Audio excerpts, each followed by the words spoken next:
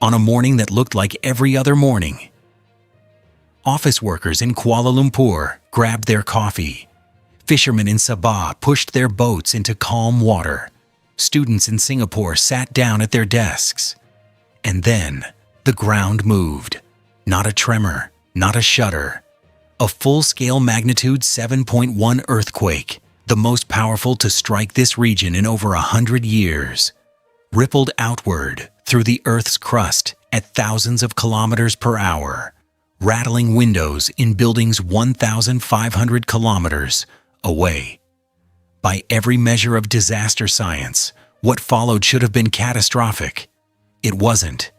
0 casualties, 0 collapsed structures, 0. And when scientists rushed to understand why, they didn't just find an answer. They found something far stranger, something that rewrote what we thought we knew about what's hiding beneath our feet. Malaysia is not a country people associate with earthquakes. That's part of what makes this story so unsettling. The region sits on the Sundaland Craton, one of the oldest, most stable pieces of continental crust on the planet.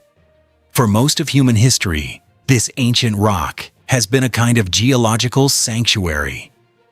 While the Philippines rattled and Indonesia shook with relentless fury, peninsular Malaysia and much of Borneo quietly stood still.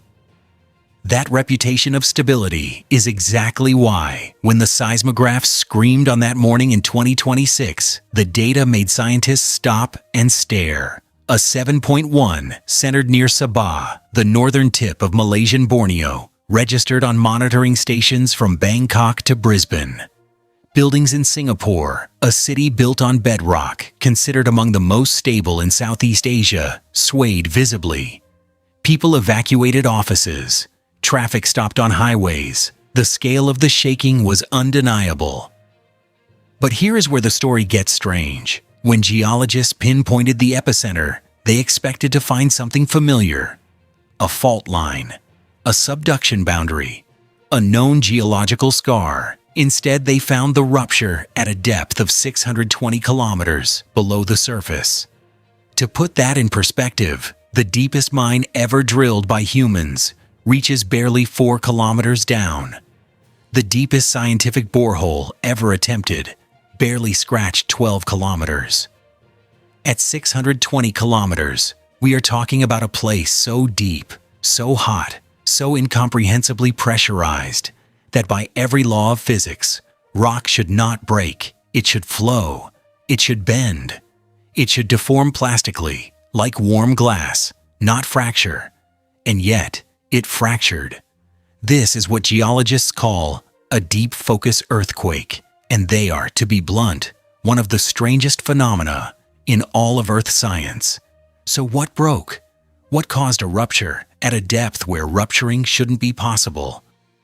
The answer takes us back, not just millions of years, but to an ocean that no longer exists.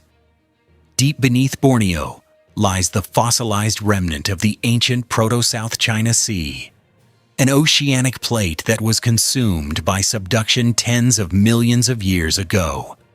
As the ocean floor was dragged down into the mantle, it didn't simply vanish, it sank.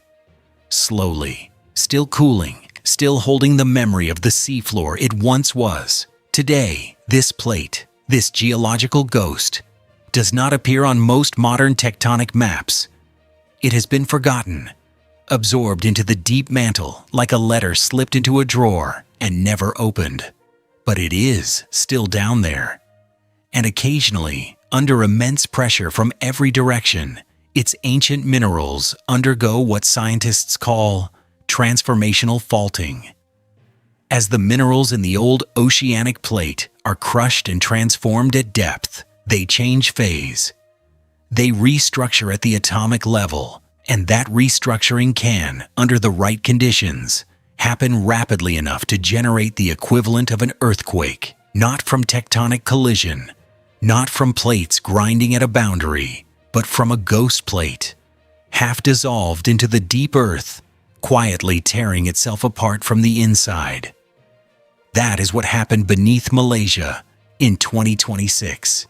Here is the counterintuitive truth about deep focus earthquakes. The deeper the rupture, the more the energy spreads. Imagine dropping a stone into a pool from 1 centimeter above the surface versus dropping it from 10 meters up.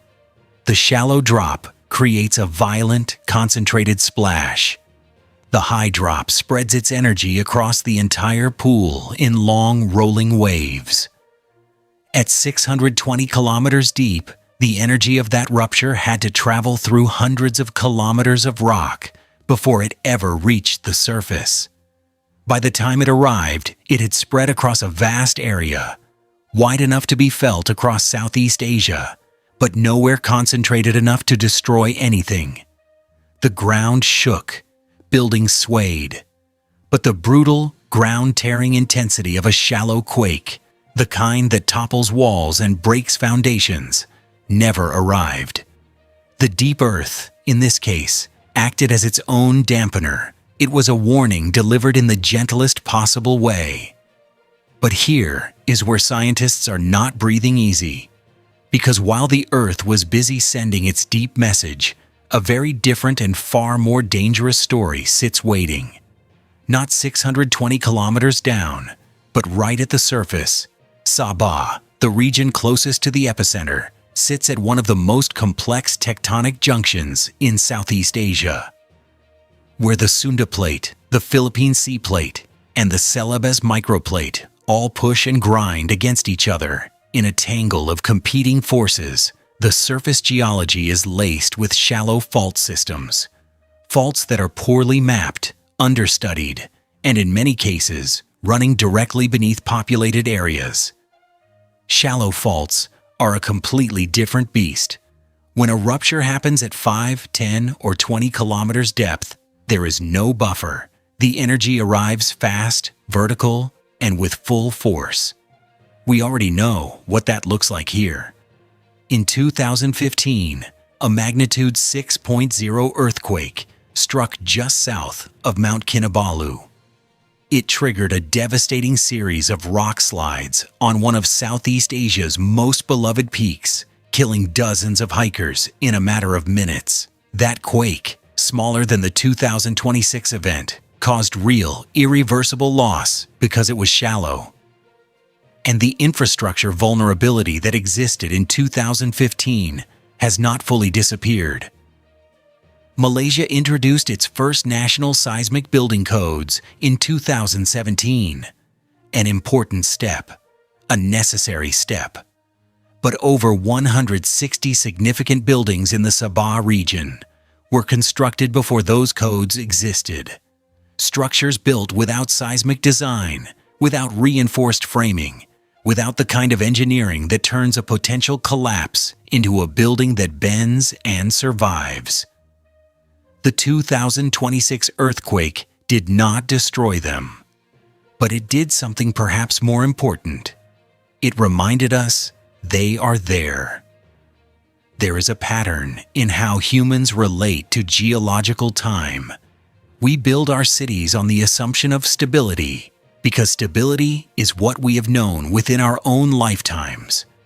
We look at a quiet landscape, no smoking volcano, no visible fault scarp, no history of recent disaster, and we read it as safety. But the Earth does not operate on human timescales. The ancient plate beneath Borneo sank into the mantle, while dinosaurs still walked the surface. The faults threading through Sabah have been accumulating stress since before recorded history. The tectonic forces reshaping Southeast Asia will continue reshaping it long after every structure we've built has returned to dust. The 2026 earthquake was, by any scientific measure, an extraordinary event. A reminder from the deep earth that the ground beneath us has a story far longer and far stranger than anything written in our history books. But the more important reminder was the one written at the surface. The shallow faults are real. The old buildings are real. The gap between what we know and what we've prepared for is real. 0 casualties, 0 collapsed structures. On the morning of the largest earthquake to strike Malaysia in 103 years, the region walked away intact. Not because the threat wasn't real, but because this time the physics were on our side. The rupture was deep. The energy was diffuse. The warning was quiet. But the Earth has never promised to be quiet twice. The ghost plate beneath Borneo will shift again. The shallow faults will move again. The only question is whether, when that moment comes, the buildings above them are ready. The deep Earth sent its message. The question is whether we're listening.